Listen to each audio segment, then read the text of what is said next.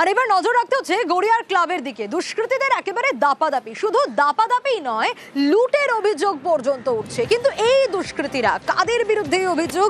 কারা এরা? পুজো কমিটির অফিসে কারা হামলা চালালো, ভাঙচুর চালালো, কাদের বিরুদ্ধে অভিযোগ? একেবারে আলমারি ভেঙে নাকি টাকা লুট করা হয়েছে। শুধু তাই নয়, আগ্নেয়াস্ত্র দেখিয়ে খুনেরও হুমকি দেওয়া হয়েছে বলে অভিযোগ উঠে আসছে। নজর রাখবো, অর্পণ রয়েছে আমার সঙ্গে, আরো ডিটেলে বিষয় জানাতে পারবে। অর্পণ, এই দুষ্কৃতীরা আসলে কারা? তাদের ধরা সম্ভব হলো? কাদের বিরুদ্ধে অভিযোগ? যারা একেবারে আলমারি ভেঙে টাকা লুট করলো বলে অভিযোগ। শুধু তাই নয়, এদের কাছে আগ্নেয়াস্ত্রই বা এলো কিভাবে? একদম এমনই অভিযোগ করা হয়েছে পুজো উদ্যোক্তাদের পক্ষ থেকে, এবং তারা যেটা জানাচ্ছেন যে অমিত গাঙ্গুলি, যিনি এলাকার বিখ্যাত এক যে প্রমোটার, এবং সে প্রমোটারি করে অমিত গাঙ্গুলি, তারই দল, তারই লোকজন, তারই নির্দেশে সেখানে এসে ভাঙচুর চালানো হয়, এমনটাই অভিযোগ করে নরেন্দ্রপুর থানায় অভিযোগ দায়ের করা হয়েছে। ঘটনার তদন্ত শুরু হয়েছে, তবে এখনো পর্যন্ত কেউ আটক বা গ্রেপ্তার করা সম্ভব হয়নি।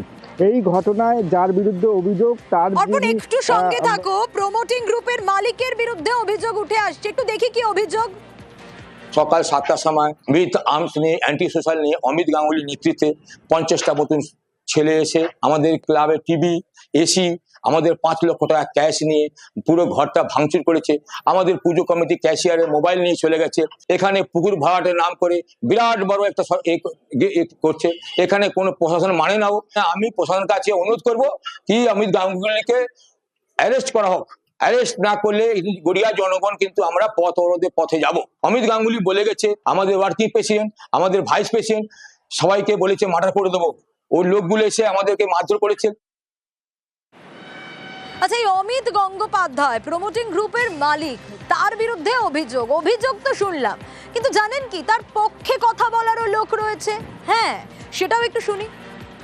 এ বিষয়ে কিছুই জানা নেই, যদিও হয়ে থাকে ক্লাব সংক্রান্ত বিষয়, এদের নিজস্ব ইন্টারনাল ব্যাপার, এবং বহুদিন যাবতই ক্লাবের নিজস্ব গোষ্ঠীদ্বন্দ্বের জীর্ণ, এরা নিজেদের মধ্যেই ঝামেলা চলছে, এটুকুনি শুনেছি।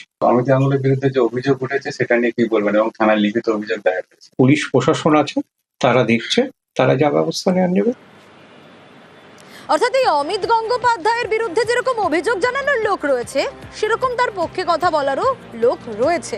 দুটো বক্তব্যই আমরা শুনলাম। একটু অর্পণের কাছে যাই, কারণ আরো ডিটেল বিষয়টা ক্লিয়ার করতে পারবে অর্পণ। অর্পণ, তাহলে এক্স্যাক্টলি ঠিক কি ঘটেছে এখনো পর্যন্ত? তাহলে ব্যবস্থাই বা কি নেওয়া গেল?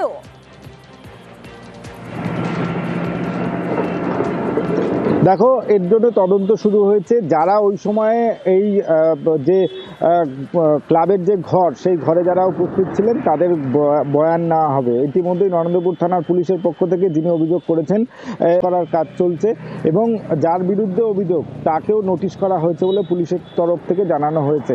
এবং এই যে ভাঙচুর চালালো, তারা আসলে কে? তারা এই এলাকার বাসিন্দা না বাইরে থেকে তারা এসেছিল? সেই বিষয়টা কিন্তু পুলিশ এখনো পর্যন্ত তদন্ত করে দেখছে। এবং অমিত গাঙ্গুলির পক্ষ থেকে তার যে পার্টনার রয়েছে, তিনি যেটা জানাচ্ছেন যে অভিযোগ হয়েছে, তারা আমাদের মারফত অর্থাৎ সংবাদ মাধ্যমের কাছ থেকে জানতে পেরেছেন। পুলিশ তদন্ত করে দেখবে, যদি এই ঘটনার সঙ্গে তাদের কোনো যোগ থাকে তারা আইনি পথে তারা লড়বেন। কিন্তু এই ঘটনার সঙ্গে তাদের যেটা অভিযোগ যে ক্লাবের মধ্যেই দুটো গোষ্ঠী, সেই গোষ্ঠীর মধ্যেই সংঘর্ষের জেরেই এই ভাঙচুরের ঘটনা, এবং এই ভাঙচুর হয়েছে বলে তিনি দাবি করেছেন।